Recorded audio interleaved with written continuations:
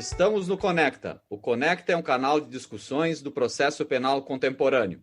Compartilhe conhecimento pelo Conecta. Sou Nereu José Giacomoli, professor da PUC do Rio Grande do Sul e advogado. Comigo, o professor da PUC do Rio Grande do Sul e também advogado, professor Marcos Ebrard. Hoje estamos no episódio número 49 do Conecta, que tratará do arquivamento do inquérito policial no pacote anticrime. E temos a grande honra e satisfação de termos o Dr. Rômulo de Andrade Moreira, que é procurador de Justiça no estado da Bahia, professor de processo penal na Universidade de Salvador, Unifax, e também autor de diversos artigos, uma infinidade de obras científicas publicadas, dentre artigos, capítulos de livro e livros também. Portanto, um jurista de escola, de renome e que produz uma obra de qualidade para o processo penal e para o mundo jurídico. Destacamos a sua última publicação, o seu livro Não Vale Tudo no Processo Penal, escrito juntamente com o professor Alexandre Moraes da Rosa, que está publicado pela editora E+. Então, professor Rômulo, obrigado inicialmente por estar dispensando esses minutos preciosíssimos do seu tempo, mas é em prol da transmissão do conhecimento do processo penal dentro dessa perspectiva de solidariedade na partilha do saber e do conhecimento. Então, professor Rômulo, muito obrigado, é uma grande honra e um prazer tê-lo aqui no Conecta. Com a palavra. Muito obrigado, professor Nereu, meu grande amigo, Marcos, Felipe, um abraço a vocês todos. Um abraço a todos e a todas que assistem a nós neste momento. Bem, Nereu, o novo procedimento do arquivamento previsto no artigo 28, ele veio dentro daquele contexto do chamado pacote anticrime, que houve que trouxe algumas alterações no Código de Processo Penal, algumas importantes, sem nenhuma dúvida, né? Eu faço muitas restrições a este chamado pacote anticrime, mas alguns dispositivos que não são nem aqueles que foram gestados do gabinete do então ministro da Justiça, alguns dispositivos são importantes. Infelizmente, parte destes dispositivos, teve justamente a sua eficácia suspensa, como todos nós sabemos, por uma liminar do ministro Luiz Fux. O que é lamentável, quer dizer, o que tinha de bom no tal chamado pacote anticrime teve a eficácia suspensa, quer dizer, é uma lei que está em vigor, válida, mas sem eficácia, sem aplicação. Entre estes dispositivos está justamente o novo artigo 28. Se o velho artigo 28, portanto, aquele velho procedimento lá da década de 40 do século passado, se aquele procedimento era absolutamente alheio, estranho aos postulados do sistema ou do processo de modelo acusatório, este novo procedimento de arquivamento, não só do inquérito, quando eu digo aqui arquivamento de inquérito, nós estamos falando de arquivamento de quaisquer peças de informação, qualquer representação feita ao Ministério Público, etc. Quer dizer, esta nova redação, este novo procedimento, ele busca exatamente, tomara que logo sejam julgadas estas ADIs e o mérito, ele busca exatamente coincidir esta etapa pré-processual com um processo efetivamente de modelo acusatório. Aliás, um dos artigos que também foram acrescentados pelo pacote anticrime foi exatamente o 3º-A, que diz expressamente, talvez o que nem precisasse dizer, é que o nosso processo penal tem modelo acusatório vedando-se ao juiz qualquer iniciativa na fase investigatória e a iniciativa probatória também. Este artigo, pasmem, também teve a sua eficácia suspensa pela liminar do ministro Luiz Fux. Bem, então vamos objetivamente, em razão do tempo, exatamente estabelecer como é que se dá agora o arquivamento de qualquer peça de informação. Se antes este arquivamento era feito a partir da intromissão indevida do juiz, porque o Ministério Público ele requeria o arquivamento da peça investigatória ao juiz, que podia deferir ou não deferir, o que era um negócio absurdo, porque se o juiz não deferisse, mandava para o órgão de cúpula do Ministério Público, que caso discordasse do promotor, voltava. Quer dizer, era este mesmo juiz que havia dito que tinha justa causa para o exercício da ação penal, era este mesmo juiz que agora iria fazer o juízo de admissibilidade da peça acusatória e, afinal, julgar o processo. Quer dizer, uma coisa estranhíssima. Esse artigo 28, com a redação velha e ainda em vigor, e ainda com eficácia, esse artigo 28 era um dos grandes resquícios, ou é um dos grandes resquícios desse Código de Processo Penal que foi gestado lá no Estado Novo. O novo procedimento, ele me parece correto, porque coloca o arquivamento da peça informativa, do inquérito policial, enfim, dentro do Ministério Público. Mas também ele cria um mecanismo de controle, não um controle externo, não um controle por parte do judiciário, mas um controle dentro do próprio Ministério Público. Não esqueçamos que o Ministério Público, por força do artigo 129, inciso 1º da Constituição, é o titular exclusivo da ação penal pública. Então, nada mais natural, digamos assim, pelo menos desde o ponto de vista constitucional, que o arquivamento ou oferecimento da denúncia fique a cargo do próprio Ministério Público, né? Pois bem, então, ao invés de requerer este arquivamento, né, solicitar a um juiz, o Ministério Público ele promove, quer dizer, na verdade, uma decisão do próprio membro do Ministério Público, seja o promotor de justiça, seja o procurador da República. Ele promove o arquivamento.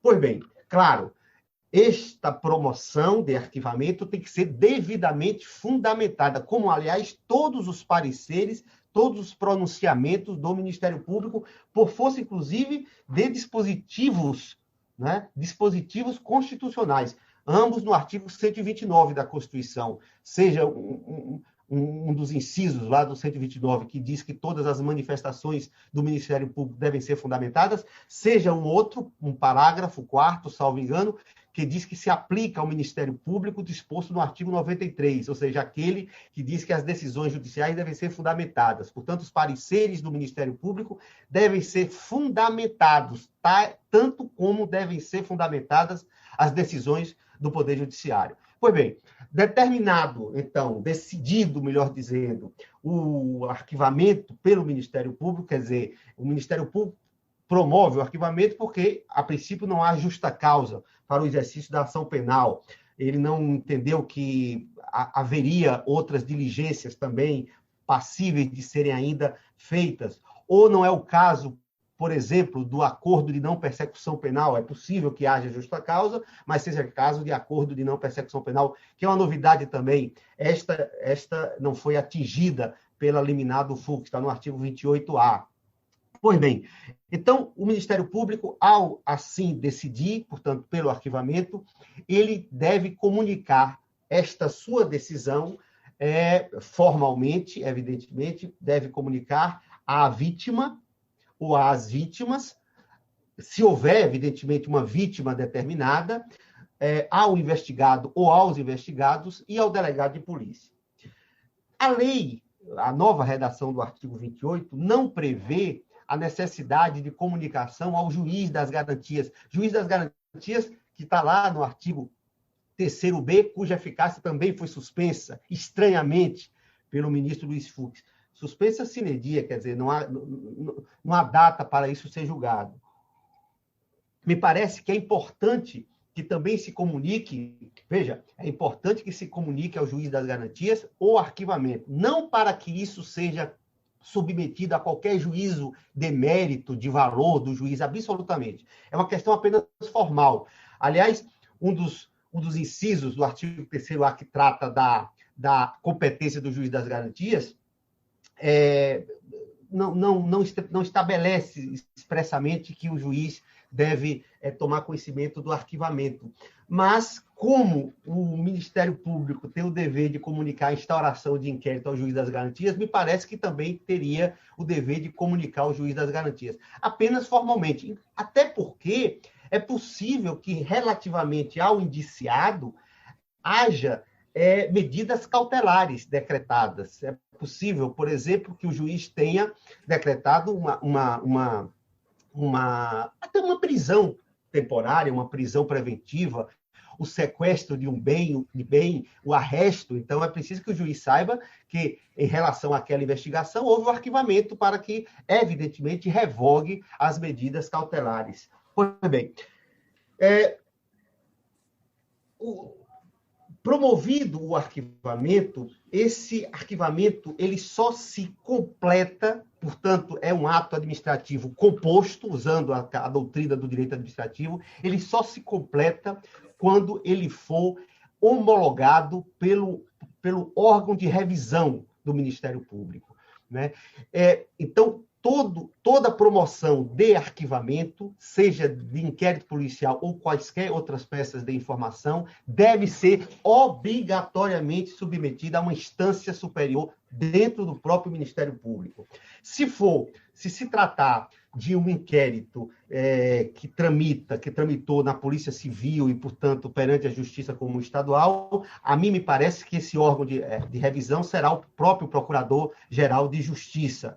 É possível que as leis estaduais elas prevejam algum órgão colegiado, pode ser o Colégio de Procuradores, pode ser o Conselho Superior do Ministério Público, pode ser o órgão especial do Colégio de Procuradores, mas me parece que, por enquanto, é o Procurador-Geral de Justiça, até por força da Lei Orgânica do Ministério Público Estadual, a Lei 8.625, de 93, que estabelece lá no artigo 12, um dos incisos do artigo 12, que cabe o artigo 10, salvo engano, que cabe ao Procurador-Geral de Justiça rever pedido de arquivamento e, se for o caso, designar promotor para oferecer a denúncia. No âmbito do Ministério Público Federal, a coisa já é diferente, porque lá você tem uma lei complementar, é a Lei 75, salvo engano, também de 93. No artigo 62 desta lei complementar, se prevê efetivamente um órgão colegiado, chama-se Câmara de Coordenação e Revisão. É esta Câmara que irá homologar ou não a promoção de arquivamento.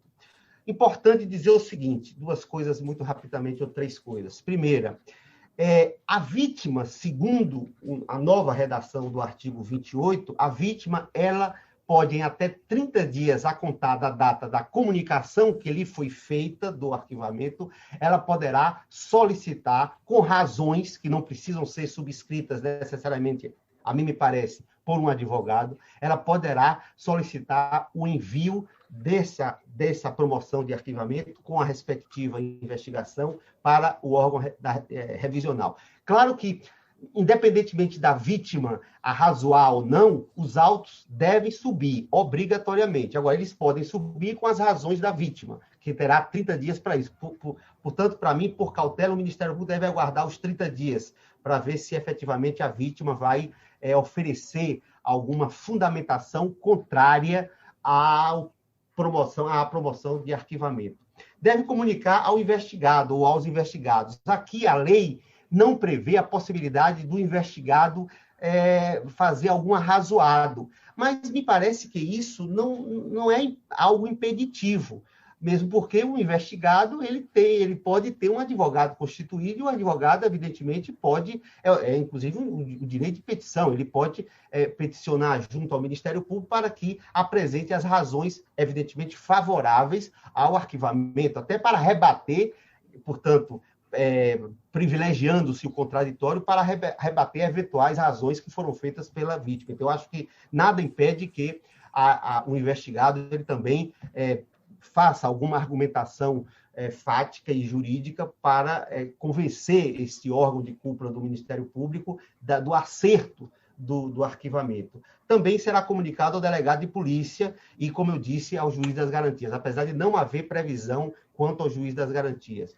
Uma outra questão aqui, antes de nós terminarmos, pelo menos uma primeira parte, é em relação ao arquivamento nos casos de atribuição originária do Procurador-Geral, quer dizer, nos casos de prerrogativa de foro.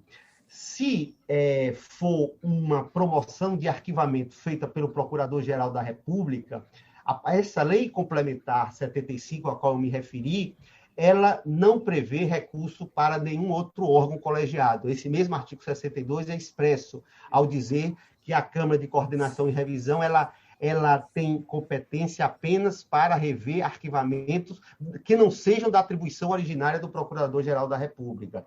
No âmbito dos estados, a também referida Lei 8.625 prevê que cabe um recurso para o Colégio de Procuradores. Aí é artigo 12, com certeza, da Lei 8.625. Cabe recurso para o Colégio de Procuradores sempre que o Procurador-Geral de Justiça, no âmbito de sua atribuição originária, promover o arquivamento, com ou sem manifestação da vítima, com ou sem manifestação do investigado. E se me permite, assim, um último minutozinho, que é uma questão que vai suscitar muita controvérsia, né, é quanto à possibilidade do desarquivamento desse inquérito policial ou dessa peça de informação. Porque na redação anterior, você tinha aquela posição jurisprudencial, que, nada obstante alguma tergiversação mesmo na Suprema Corte e no STJ, mas se tinha uma compreensão de que o arquivamento, quando tocava o próprio mérito do caso penal, por exemplo, quando foi arquivado o inquérito a partir da tipicidade do fato, ou mesmo de um excludente de ilicitude, que isso faria coisa julgada, inclusive coisa julgada material, não só formal. Agora, a situação é um pouco mais, digamos, uma tarefa mais árdua para nós, da doutrina, porque não há decisão judicial. Então, você não há falar-se em coisa julgada se não há uma decisão de um juiz. Por outro lado, a gente poderia falar em coisa julgada administrativa, que é, por si só, uma matéria muito árida. Não há, primeiro, nem se enfrenta muito isso no próprio direito administrativo, e segundo, não há uma consonância entre os próprios administrativistas acerca da possibilidade da coisa julgada, pelo menos a coisa julgada material, em sede de direito administrativo.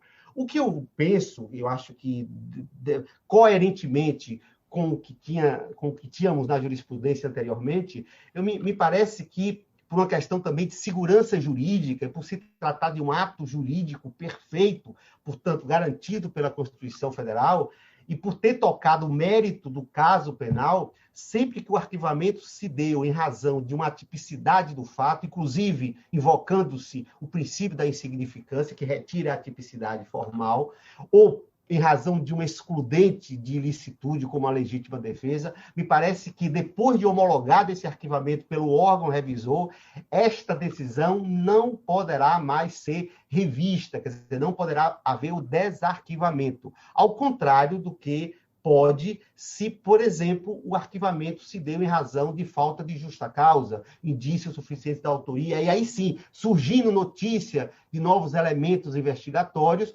poderá a autoridade policial solicitar ao Ministério Público o desarquivamento, ou mesmo o Ministério Público, de ofício, fazê-lo. E aí sim, nós teríamos uma continuação das investigações. A princípio, era isso assim que eu queria colocar para vocês. Acho que a gente, professor Rômulo, nós temos pela frente uma discussão bastante grande em relação à natureza jurídica dessa decisão, alcance dessa decisão do Ministério Público, até mesmo porque antes também se discutia, muito embora várias decisões, inclusive do Supremo, sobre o alcance da coisa julgada, mas justamente sobre a natureza dessa decisão hoje é ainda, né, judicial ou administrativa, despacho ou decisão. Quer dizer, tinha lá essa discussão toda ainda naquela época. Imagina hoje, agora, com essa mudança. Mas eu acho que o pacote anticrime, nesse ponto, muito embora ele tenha trazido outras repercussões, e repercussões bastante negativas, nesse ponto, e infelizmente aqui com a eficácia suspensa, nesse ponto ele acabou colocando as coisas nos is. E me parece que o seu entendimento sobre posicionar o juiz de garantias, ou seja, sobre cientificar, meramente levar, comunicar ao juiz de garantias sobre essa decisão de arquivamento, ela está de acordo com aquilo que parece que se extrai da lei lá no 3B. Muito embora, lá no 3B, inciso 9, também com eficácia suspensa, se fale de uma decisão interna ao inquérito policial. Aqui a gente já está com uma decisão externa ao inquérito policial, mas lá no 3b, inciso 9, o juiz de garantias é responsável por determinar o trancamento do inquérito quando não houver fundamento razoável para sua instauração ou prosseguimento. Aqui, no caso, não teve fundamento razoável para que isso chegasse a uma denúncia. Então, assim sendo, ele teve um arquivamento administrativo no âmbito do Ministério Público. Nada mais de acordo com a ideia do pacote nesse ponto e com a própria ideia do juiz de garantias de comunicar o juiz de garantias para isso. Agora, com certeza, no momento em que a lei teve previsão, e aqui, nesse momento, apesar de ser um momento propício para isso, eu não sei a melhor leitura se com acerto ou desacerto o fato de ter trazido a vítima para essa comunicação sobre o arquivamento. Eu tenho certeza que isso estimulará a vítima, através da constituição de um advogado, de pedidos, vários pedidos sem nome, inclusive, ou seja, nós não temos nem como denominar os pedidos de que aqui vão advir, mas certamente todos eles com o objetivo de que esse arquivamento ele seja modificado, justamente por conta dessa abertura do Código de Processo Penal em relação à força dessa decisão, que muito embora, claro, seja um ato administrativo aqui, deve ser respeitado por isso, mas abre aso para essa discussão. Professor Nereu. Excelente, professor Rômulo, sua exposição. A exposição do professor Rômulo abrangeu praticamente, esgotou todos os tópicos. Exatamente. Do inquérito policial. Exatamente.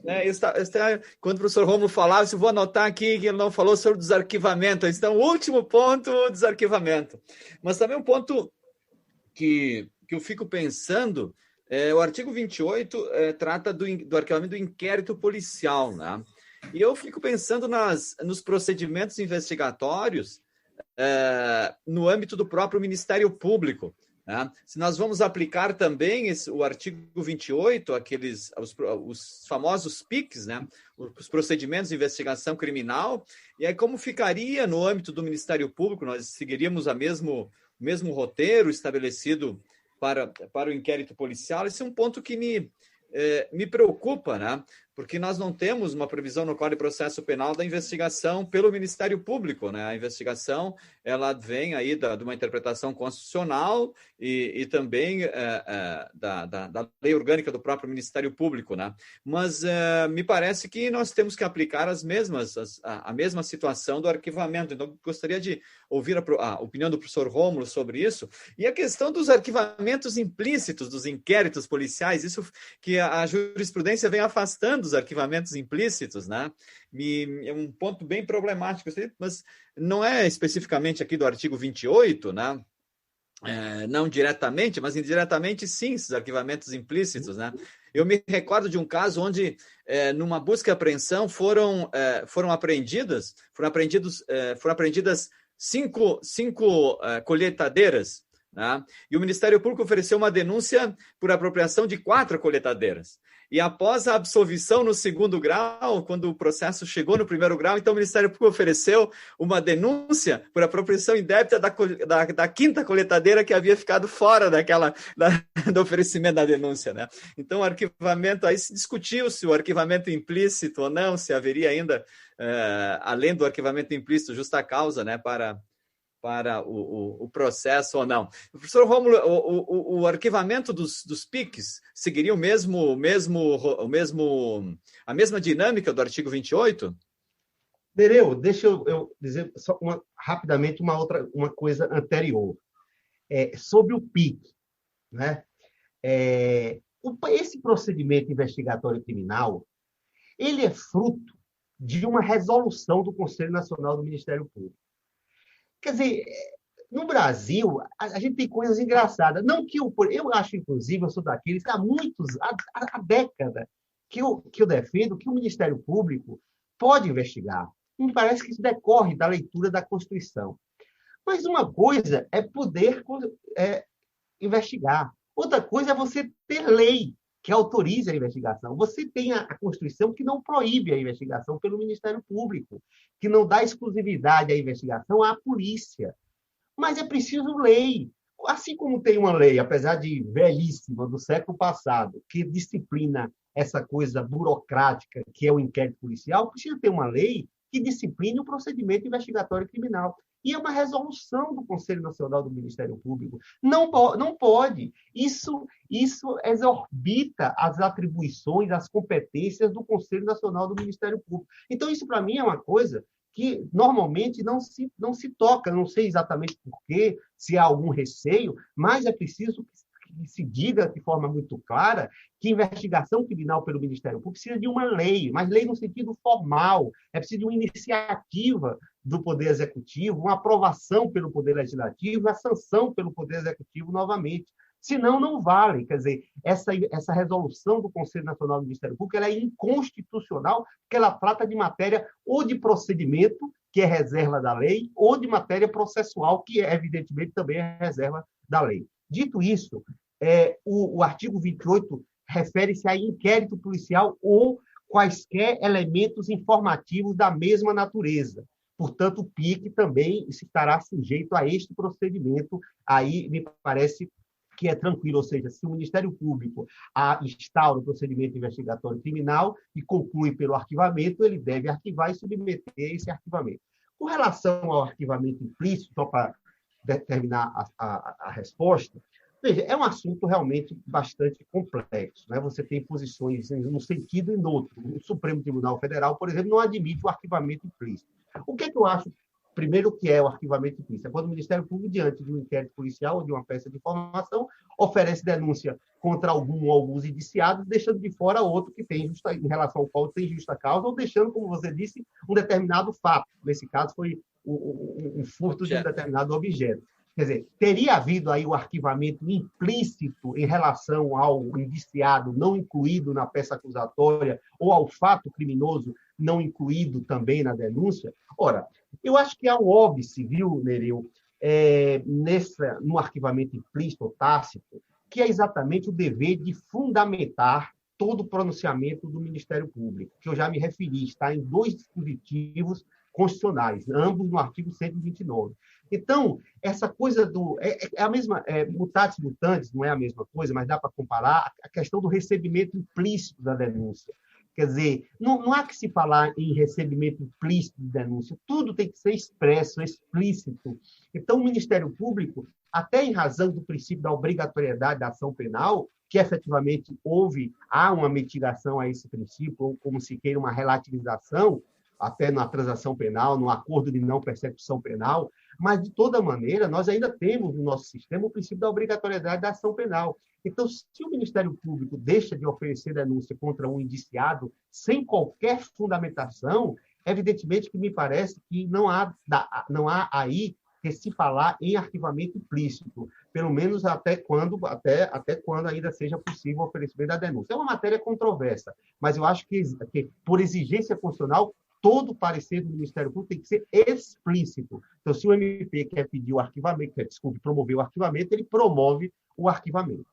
Entendeu bem? Okay. Obrigado, professor Rômulo. Obrigado, professor Rômulo. O professor Rômulo reproduz a angústia que o processo penal atual nos traz e, ao mesmo tempo, nos entrega vários caminhos a seguir. Caminhos maduros, como sempre, professor Rômulo. Quero dizer que nós sempre indicamos, professor Rômulo, seus textos aqui na sala de aula. Então, todos os temas são extremamente bem-vindos. O professor Rômulo tem realmente são incontáveis artigos e manifestações jurídicas sempre atuais, extremamente críticas e bem ponderadas. Foi uma satisfação enorme ter o professor Rômulo no Conecta, nesse episódio número 49, que está no ar hoje, feriado nacional, 21/4/2021, às 18 horas. Esse é o Conecta Podcast, Processo Penal em Debate. Hoje esteve conosco o professor Rômulo Andrade Moreira, procurador de Justiça na Bahia e professor de Processo Penal em Salvador, na Unifax. Professor Rômulo, foi uma satisfação enorme. estar contigo aqui, dividir o Conecta contigo e com o professor Nereu. Compartilhe conhecimento pelo Conecta Podcast Processo Penal em Debate.